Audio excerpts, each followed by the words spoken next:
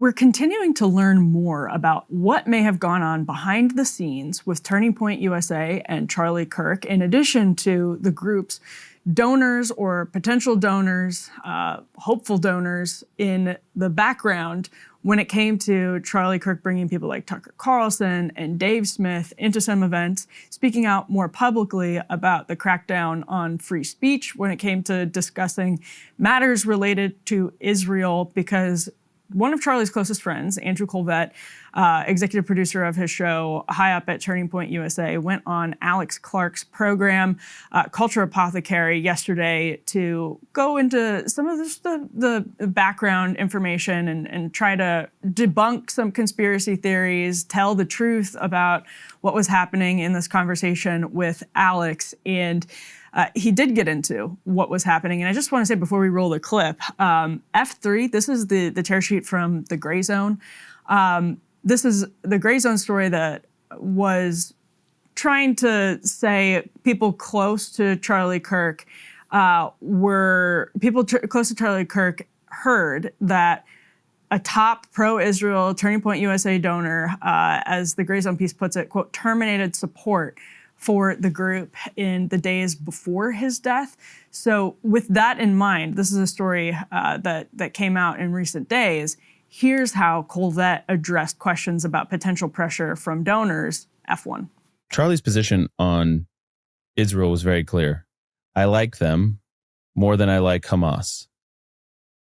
I just wish I was free to criticize Israel and not be labeled an anti-Semite, because I can criticize my own government and not be called anti-American. Right. But why do I have more freedom to do, that and not criticize, a foreign government? And he was really upset that there was this sort of clampdown on the freedom of expression, the freedom of ideas, free speech when it came to a foreign government. With Tucker, for example, we took some pushback. We lost some donors. And what's interesting is it wasn't necessarily Jewish donors, although there was, because that's a misconception about Turning Point's funding base, by the way, is, it's not a whole lot of Jewish donors. It's just not. There was always, I saw the comments online like, oh, the Jewish shekels or something it's all this gross stuff. It just wasn't true. And it isn't true. But we did lose, one in particular towards the end that was frustrating. Charlie was a friend of the Jewish people and a friend of Israel. Did he have opinions about the prosecution of the war, he thought their PR was abysmal, thought they were doing more harm than good in many ways for their own cause. So all of those things were true. And he was upset that he couldn't express those things freely without all of this pressure coming down on the organization. He has a lot of great Jewish friends and, and some people that maybe some not so good ones. Right. But I think it's just a nuanced thing. Was Charlie offered $150 million from Israel? As far as I know, no. I had never heard anything like that. Everyone I've asked has said the same thing. And by the way, just for what it's worth, it doesn't matter the amount that would have been coming down. We would have said no. And there's evidence that is true. Turning Point Charlie would not accept foreign money. Exactly. We only took American money. Yeah. There was money sent to us, like practically in multiple instances where they're trying to cram it down our bank account. And we said no. We canceled like money wires and things on foreign money. I remember moments we'd be at like an event, and some foreign people would come up and like demand a meeting or try and get a meeting with Charlie, and Charlie would look at me and go, deal with them, get rid of them. And Krystal, this basically, he says in that clip everyone just heard, one in particular, referring to one donor in particular. And the Gray Zone story is about a particular donor. It's about Robert Shillman, who was super supportive of Charlie Kirk for a long time. And I would guess that's who Kolvet was alluding to in his conversation with Alex Clark. It certainly sounds like it, but whether or not it's Shillman, it confirms the thrust of what's been reported in recent days, what people have said they've heard, just that Kirk was under enormous pressure for, as Kolvet says there, speaking out against the public relations that Israel had and the free speech crackdown that Israel had. He said he had opinions on, quote, the prosecution of the war. Heard a little bit about that from Kirk towards the end of his life.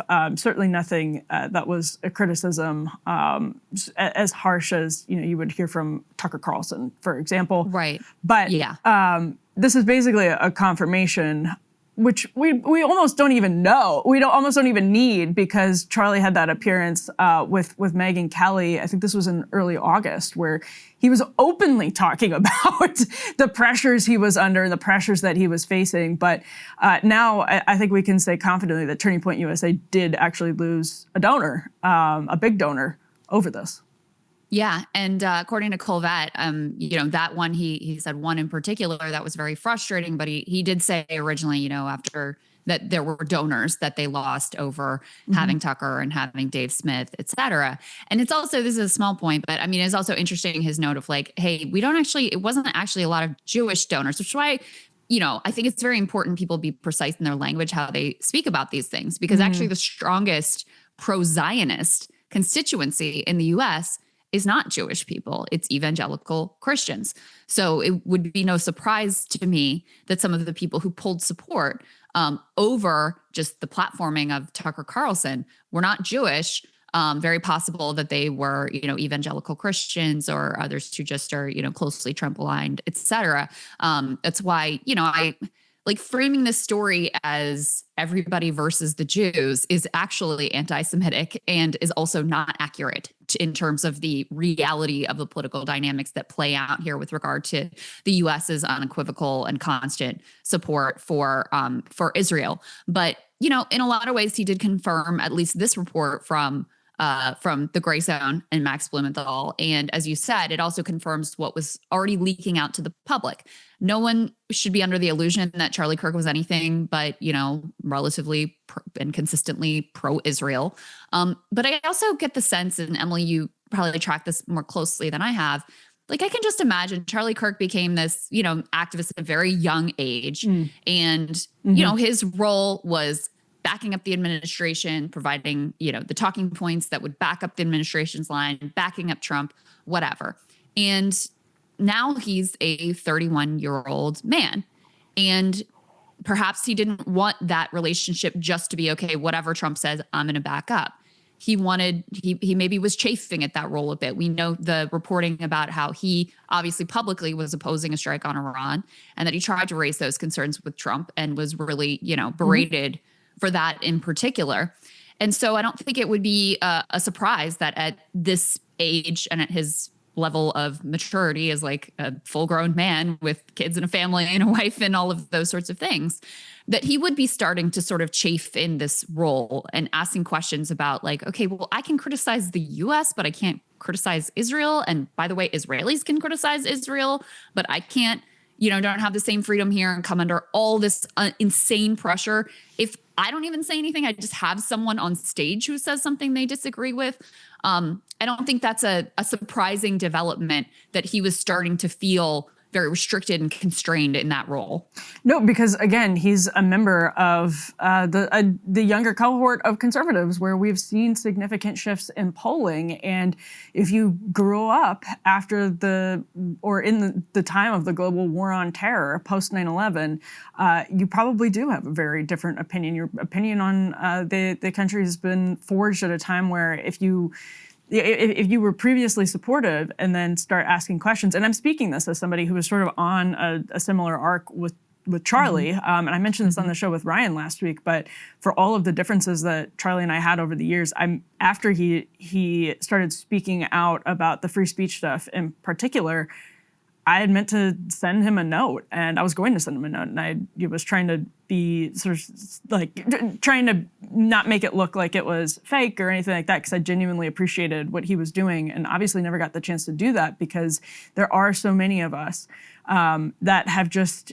I think especially some of it is the fracturing in media and everyone's kind of media bubbles pop. I've talked a lot about this on the show and my own experience going along that arc, but I think a lot of people are in a similar position, and then being told you can't even ask questions, which is what he did at Turning Point when he hosted a debate between his friend Josh Hammer and Dave Smith. I mean, it's just insane that you get heat for hosting a debate and remaining consistent on the question of free speech. And I just want to read one more portion here from the Gray Zone story because it's remarkable. Like, for me, as somebody in conservative movement world goes to a lot of these like chicken dinners, they report, and some of this is sourced to a TPUSA insider, but they report the Gray Zone was informed that Shulman announced his termination of contributions to TPUSA during a private dinner of another organization he funds, the American Freedom Alliance, according to an attendee of the event, which was held in LA on September 6th. So not back in the summer, September 6th. Shulman stated that he would be ending his donations to Kirk, diverting them instead to reliably pro-Likud, anti-Islam groups like the AFA, so the American Freedom Alliance. That is remarkable. I have never seen anything like that at a conservative movement event. I've never seen anything like a donor coming out at a dinner, a banquet, and publicly announcing that they are routing money they put into another organization that they enthusiastically supported for years.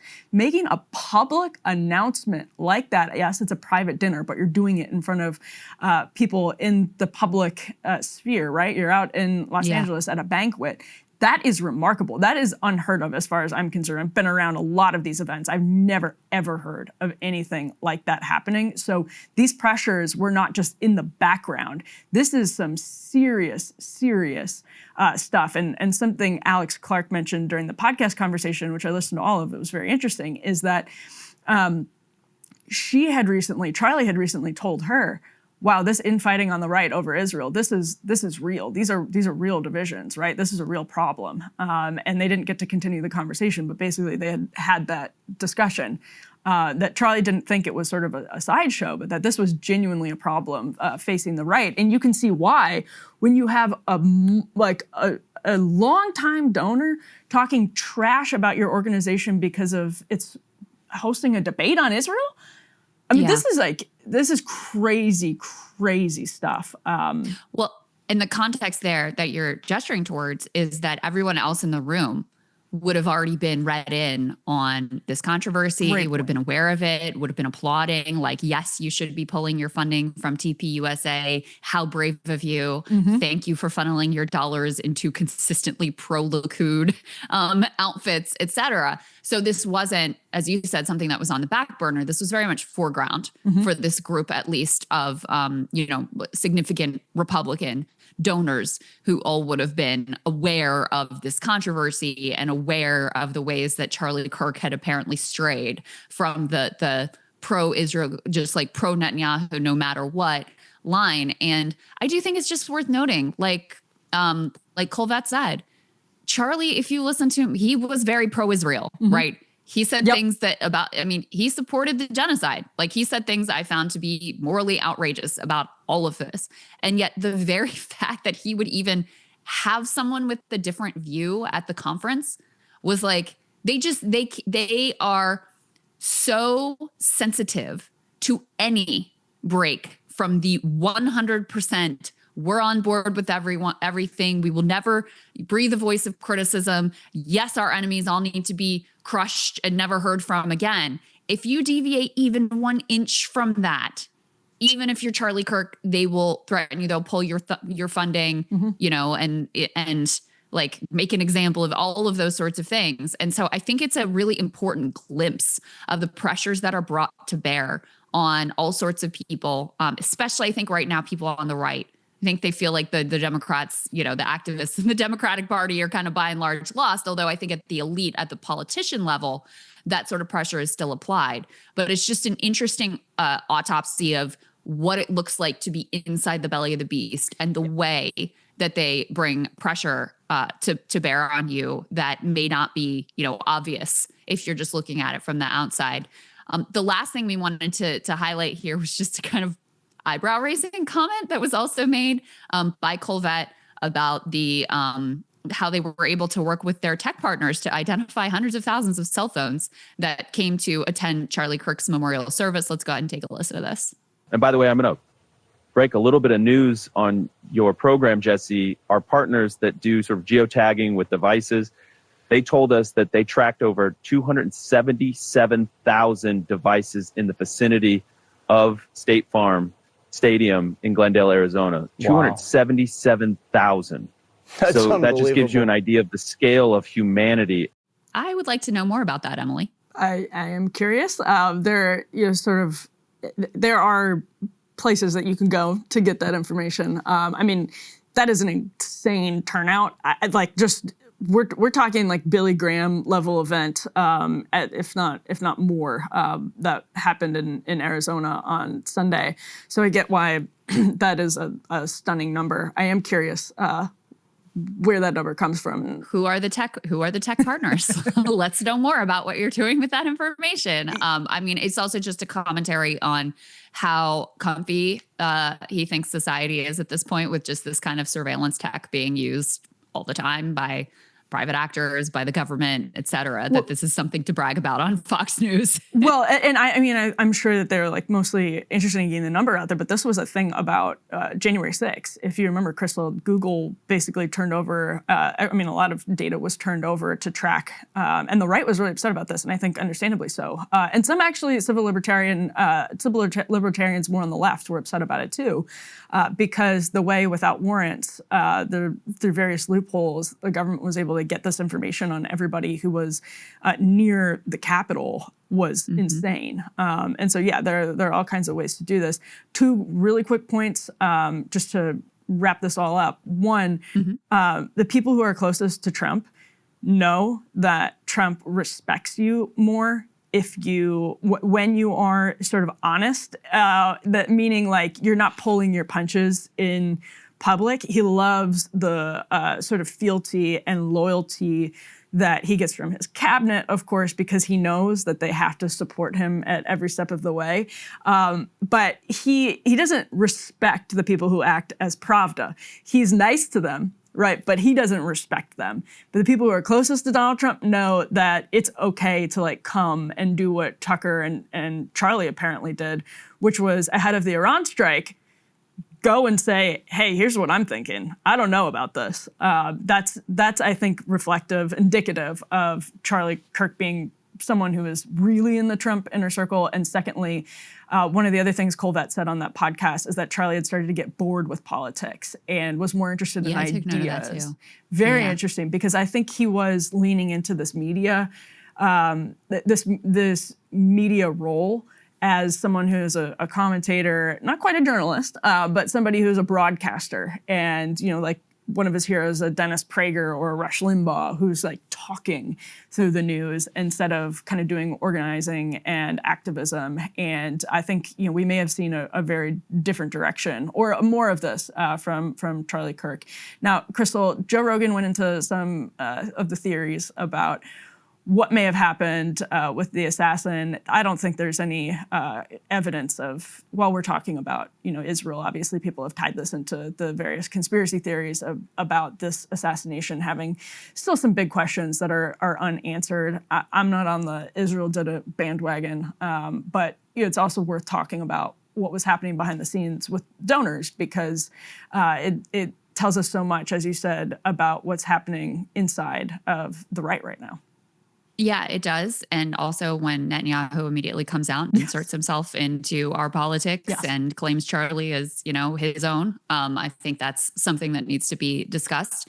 And it fits with, my view that is, I guess, somewhat controversial, that it's important if you have a public figure who's killed or who dies to try to assess accurately who they were, what they stood for, what they believed, what they said, even when those things are uncomfortable. So there's a lot of reasons, I think, to be interested in the story and to find it very important for American politics outside of a, conspiracy that Israel had a motive and Israel did it. Did Israel have a motive? I don't know, maybe, but did they do it? At this point, there's no evidence to support that. Right. Well, we were, or as this is a girl show, everybody knows we went long. We could have gone longer. We even cut a segment that we moved to the Friday show because, as Krystal said during one of the breaks, quote, women be talking. It's not exactly what you said, but yeah, that's the sanitized version of what I said. Yes, that's right. Well, it's always fun to hang out with you, Emily, and I enjoyed it very much. And tomorrow, like I said, it'll be me and Ryan for the Commie Takeover. So all sorts of flavors of show going on this week. love it. It's like Baskin Robbins, 32 flavors. Great stuff. Well, thanks everyone for tuning in. Thank you, Krystal, for joining us this Wednesday. I'm looking forward to the Commie Takeover. Maybe you guys will get it in under time. I don't know. We'll see. I'll be watching. I'll be timing you guys with my stopwatch. Ryan can low-key be a talker too. Oh my gosh! But in when the he most gets going. But you don't want him to stop, right? Like he's No, on these I'm not complaining. I'm just stating a odysseys. fact. Yeah. All right. Well, looking forward to that tomorrow. Thanks for tuning in, everyone. Krystal and Ryan. We'll see you in just a bit on Thursday. Hey, if you like that video, hit the like button or leave a comment below. It really helps get the show to more people. And if you'd like to get the full show ad-free and in your inbox every morning, you can sign up at breakingpoints.com. That's right. Get the full show, help support the future of independent media at breakingpoints.com.